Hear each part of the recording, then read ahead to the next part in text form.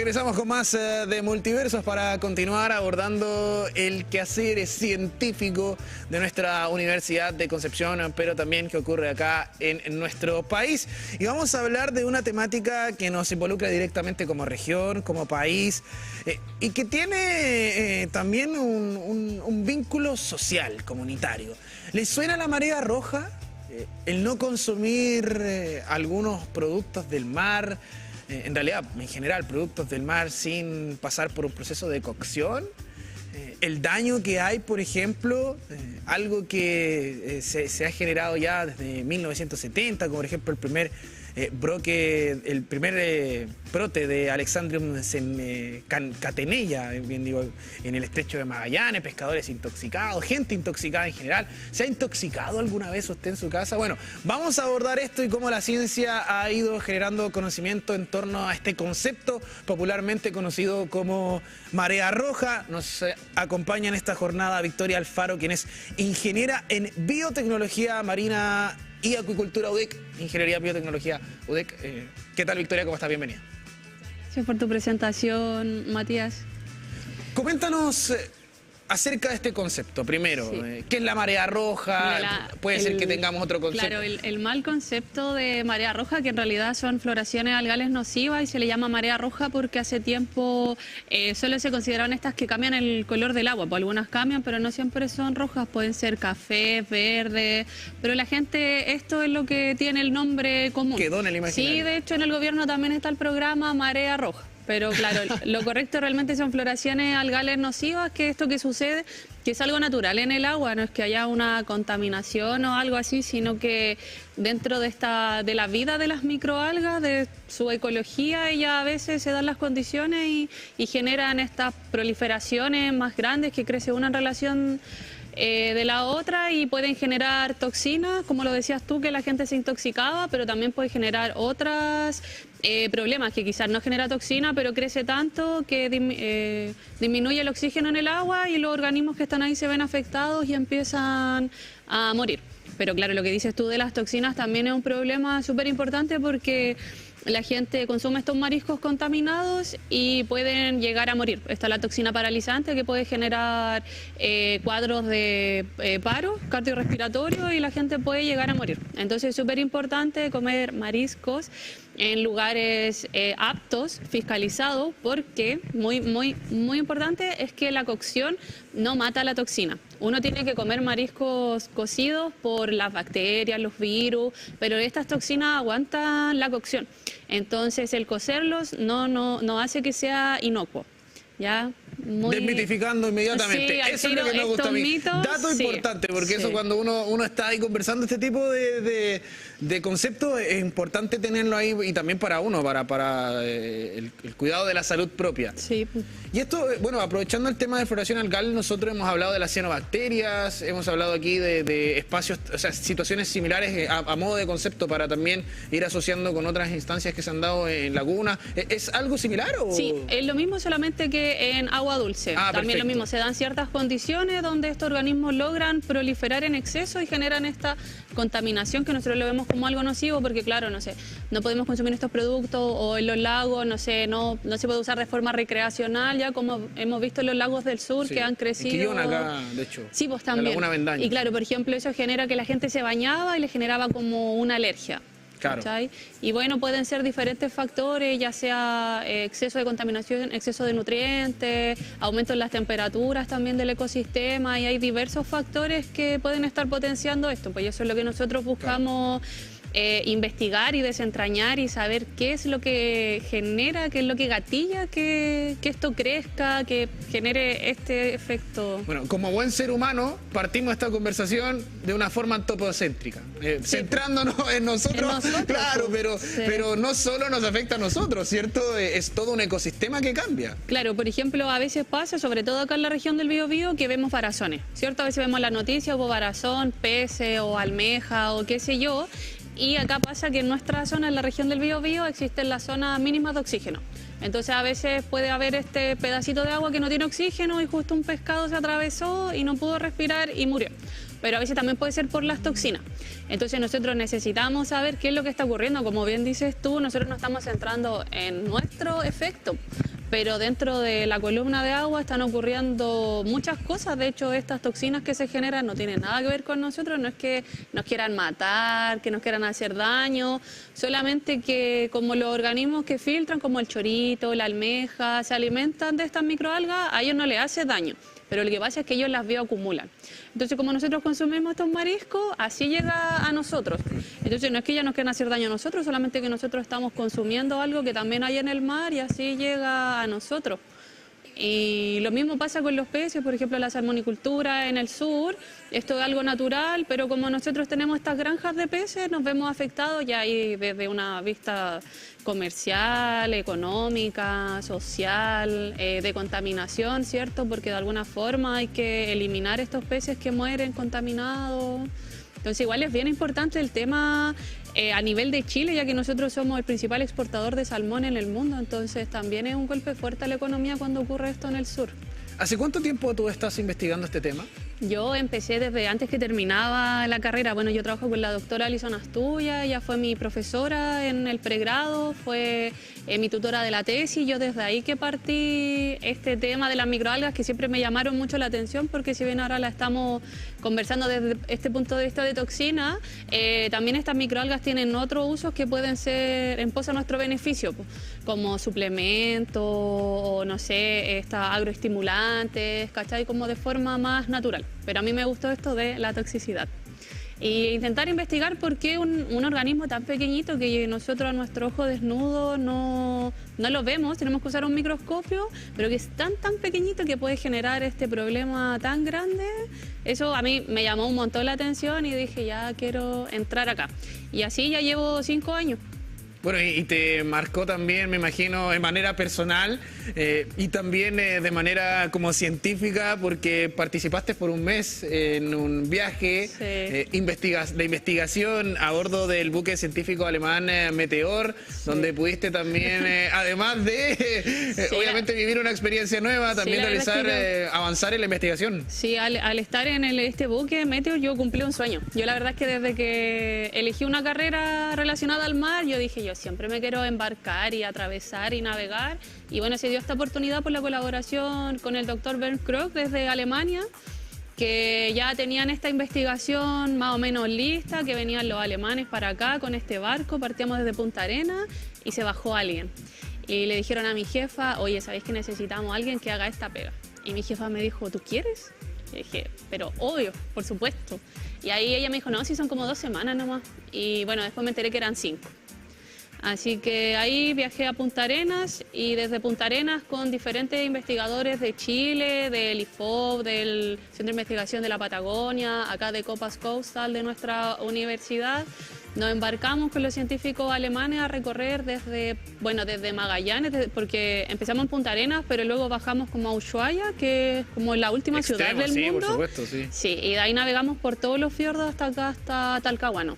Y pasamos por 80 estaciones que se van generando estos transectos en el mar y hicimos 80 muestreos por toda la Patagonia, por todo el sur de Chile. ¿Y cómo fue el proceso en materia científica? ¿Qué cosas te llamaron la atención?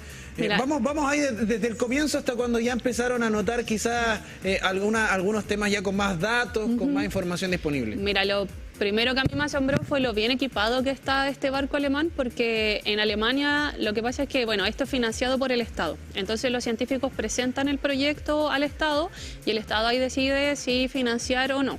Y esto es una financiación de un barco enorme. En el barco, sin contar a nosotros los científicos, trabajaban alrededor de 30 personas para que el barco funcione, los ingenieros, todo.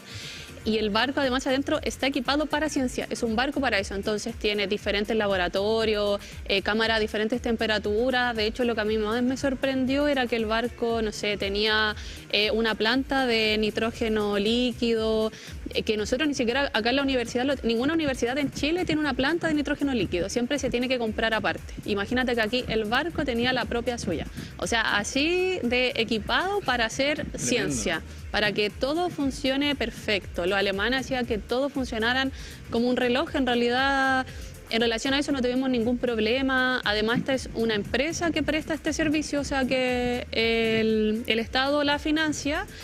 y es gente que se dedica a eso. Entonces ellos están acostumbrados a hacer este trabajo, ellos operan las máquinas como se ven en las fotos que están mostrando. En cambio acá en Chile es la Armada la que tiene el control de los buques científicos.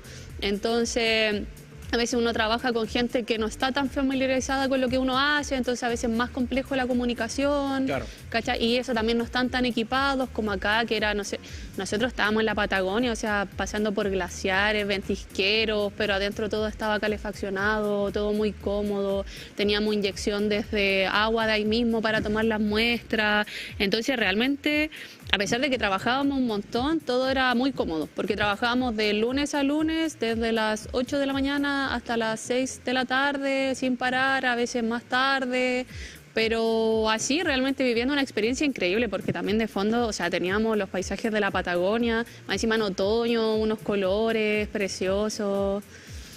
Consulta personal, ¿ah? Porque yo voy a decirlo, a mí me cuesta subirme a un bar, me mareo. Tiendo inmediatamente. La otra vez, no, fuimos Claudito, ¿no? No fuimos con Claudio. Claudio está en la cámara. Al Huáscar. Fuimos al Huáscar y solo en el paso de las barcas hacia allá me empecé a sentir mal. Sí, no, si fuimos con Claudio. ¿Sí o no, Claudio? Mueva la camarita y dígame sí o no. Es verdad lo que le estoy diciendo, ¿eh? Sí, de verdad. Así que no me imagino viajando. Mira, cuéntanos tu experiencia, yo por favor. tuve el mismo miedo. De hecho, antes de ir fui a médico y yo le dije a mi doctor, mira, yo voy a cumplir esto, tengo que ir. Y me dijo, ya, pastillas para el mareo, para el vértigo, por si te da ansiedad, por si te cuesta dormir, de todo. Ya me subí, primero la gente un amor, así que nada de ansiedad ni nada. Y después el barco tenía como unos estabilizadores. Vale. Entonces se movía súper poco y además gran parte de la navegación fue por los fiordos. Entonces ahí la marea es casi nula. Pero nos pasó que atravesamos el Golfo de Penas. Y yo ahí entendí por qué se llama el Golfo de Penas. Porque fue horrible, te lo juro, nos demoramos, no sé, 24 horas en cruzarlo y yo las 24 horas en la cama sin poder trabajar. Bueno, y antes de eso nos preparábamos y amarrábamos todos los equipos, los microscopios, todo bien amarrado, porque en un momento se podían caer. Y nosotros en la cama, yo también estaba que me amarraba porque se movía un montón, no podía comer, no era capaz de comer, o sea, bajé al comedor y no. Solo me llevé un jugo para intentar hidratarme, pero horrible, nos parábamos, vomitábamos, arcada, de verdad no andaba nadie por los pasillos, era como un barco fantasma porque estábamos todos encerrados intentando no morir. Eso fue lo más horrible, te lo juro. Terrible. Yo no me imagino en esa situación. De hecho, mentalmente estoy tratando de evitar imaginarme porque me voy a marear y probablemente podríamos tener un accidente aquí en Ni vivo. la pastilla aguantó, nada. No, nada. Tremendo. Oye, ¿y el tema del idioma? Mira, ¿En inglés? Sí, en inglés. Todo en inglés. Los alemanes hablaban inglés, nosotros teníamos que hablar inglés, entonces, por ejemplo, todas las reuniones científicas eran siempre en inglés. Vale. Ya todo era en inglés. Lo que sí es que, por ejemplo, el jefe de los científicos, que era alemán, él por suerte él habla, bueno, no solo habla español, él habla chileno. Así que en realidad bacán. Cualquier duda siempre podíamos hablar en chileno. De hecho, a veces habían unas tallas que les teníamos que explicar porque los chilenos estábamos muertos de la risa y los alemanes así como... ¿Por qué se ríen ¿por qué se ríen tanto del número 11? Y ahí después nosotros teníamos que explicarle al jefe. Y ahí decía, ya, entonces no voy a decir más ese número. Porque los alemanes igual eran súper serios, súper compuestos, ellos bien sentados y nosotros tirando la talla en las reuniones. Pero no inglés, y en realidad la gente era súper amable porque están acostumbrados a trabajar con gente de diferentes países, entonces ellos también se adecuan mucho y te tienen mucha paciencia si tu inglés no es tan fluido, que fue mi caso. Claro. En particular, el objetivo fue investigar la huella ecológica y oceanográfica de esta floración de algas nocivas. ¿Qué características notaste que se dieron? Ya entrando un poquito más en lo investigativo. Sí, mira, lo primero fue que nosotros floración de algas nocivas no encontramos, no nos pillamos con ninguna. De hecho, a veces, bueno, ahí la gente que era de Puerto Montt, de esos lados, decía, mira, en tal fiordo hay una floración. Pero no sé, nosotros estábamos a una semana de ese punto. Entonces, pues cuando nosotros llegábamos, ya no había. Pero eso también nos ayudó a ver la real biodiversidad que había en la columna de agua, porque cuando hay una floración es que crece una especie en relación a las demás. Entonces uno ve solo esa especie y las demás quedan de lado. Entonces aquí al no haber floración logramos ver la gran diversidad que había en nuestras costas y eso también nos puede mostrar el riesgo que puede haber, que cualquiera de estas especies podría florecer y especies que antes no teníamos identificadas o que no estaban descritas acá en el sur de Chile, ahora las vimos. Entonces eso también hace una alerta de qué está ocurriendo, o sea, estas especies están presentes, se pueden generar estas floraciones, pueden haber nuevas toxinas porque hay un montón de toxinas. Yo te di el ejemplo esta de la paralizante, que es la más letal, pero está la amnésica, que de verdad uno pierde la memoria. Bueno, están las lipofílicas, que antes se conocían como las diarreicas, que generan estos cuadros bien intensos, claro, y así hay otras que son neurotóxicas, pero que todavía no logramos saber qué es lo que realmente generan, si hacen daño a nosotros los mamíferos, porque también hay otras que solo generan toxinas para dañar a los peces. Entonces ahí estamos intentando investigar, saber por qué, cómo lo podemos mitigar también. En el laboratorio nosotros hacemos hartas cositas, no solo esta investigación ecológica, sino también aplicada. Entonces igual desde ese punto de vista fue muy interesante, para mí fue muy hermoso ver la diversidad, porque las microalgas son muy diversas, muy diferentes, tienen diferentes formas, colores, una verde, una café, a veces encontraba una roja, después bueno estaban los expertos alemanes y me mostraban y me decían, no, si también existen unas moradas, entonces igual fue súper hermoso y para mí como muy genial académicamente poder aprender de los expertos también, porque son alemanes, uno acá en Chile no puede llegar a ellos y además trabajar así de tú a tú, él sentado al lado mío, oye, préstame esto, tirando la talla. Entonces, para mí de verdad que fue una experiencia que, no sé, de verdad que en mi carrera como que la tiró así hacia arriba. A mí me pasa que cuando tenemos estas conversaciones y abrimos nuevas puertas hacia nuevos conocimientos, me doy cuenta de que hay varias más. Imagínate, estamos hablando de microalgas, estamos hablando de un contexto en particular, en un sector bien pequeño, considerando la magnitud del océano, en general de los océanos, pero del agua que hay, agua salada que hay en el planeta. Entonces, así uno lo magnifica, yo lo digo, imagínate, estás aportando literalmente un granito de arena al conocimiento que genera. Ojalá sea claro. Sí. Ojalá sea un granito de arena, imagínate, en dimensiones en su casa. Ojalá sea un granito de arena en una playa del porte del tamaño del planeta. Pero también lo que se pregunta a la gente, ¿por qué vienen los alemanes acá? Como, ¿por qué tiene que ver? Pues, y claro, lo que pasa es que lo que pasa acá, el problema que tenemos nosotros con la marea roja también ocurre allá en Alemania, en todos lados donde hay océano, esto ocurre. Y genera el mismo problema en todos lados, ya que, bueno, necesitamos el océano de diferentes formas para vivir. Entonces, por eso vienen diferentes países a estudiar nuestras costas, porque son ecosistemas y condiciones que se replican en otras partes del mundo.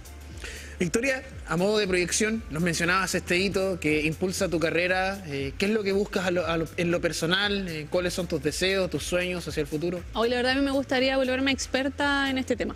Como que a eso apunto, a eso me gustaría. Bueno, todo depende si se sigue invirtiendo en ciencia acá en Chile, pero a mí me gustaría ser experta en esto y poder contribuir en nuestro país a avanzar en el estudio y buscar soluciones para esta problemática.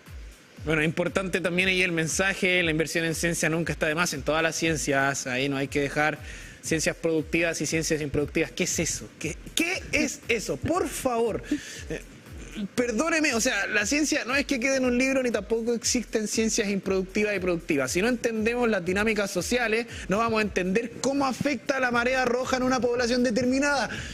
¿Cómo le explicamos esto a quienes todavía no lo entienden? Bueno, eso es parte de nuestro rol y para eso también le damos voces a los investigadores e investigadoras de nuestra casa de estudios y también de nuestra región del Biobío. Ahí está el Instagram de Copas Coastal para que vaya a adquirir conocimiento, también informaciones acerca del mundo oceanográfico en nuestra Universidad de Concepción. Victoria, queremos agradecerte, felicitarte también por este tremendo hito por lo que significó también para ti, pero por lo que se aprende y se puede enseñar y se puede compartir con nosotros en esta oportunidad y también con quienes van a poder conversar contigo eventualmente o quizás ya después, más adelante, ¿por qué no recurrir a ti para poder solicitar algún tipo de ayuda como experta en este tema? Así que muchísimas gracias por acompañarnos. Muchas gracias a ustedes por la invitación y nosotros siempre abiertos a conversar sobre esto y a educar a la ciudadanía en general.